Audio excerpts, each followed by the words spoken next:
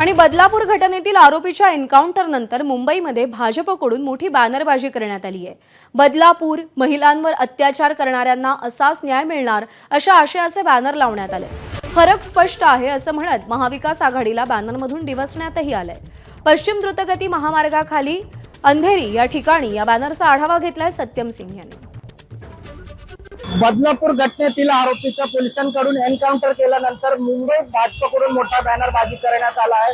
आपण सध्या पश्चिम द्रुतगती महामार्गावर अंधेरी या ठिकाणी आपण पाहिलं तर भाजपकडून एक मोठा बॅनर लावण्यात आला आहे, ज्यामध्ये फरक स्पष्ट आहे अशा पद्धतीने लिहिण्यात आला आहे। एका बाजूने महाविकास आघाडी सरकार दाखवलं गेलं आहे तर दुसऱ्या बाजूमध्ये भाजपचे सरकार दाखवलं गेलं आहे।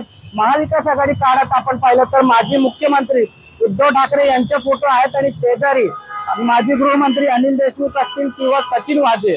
महाविकास आघाडी काळामध्ये पोलिसांचं काम आणि सध्याच्या महायुती काळामध्ये पोलिसांचं काम या दोघांचं पोलिसांमध्ये दोन्ही सरकारच्या कामाचा उल्लेख करण्यात आलाय।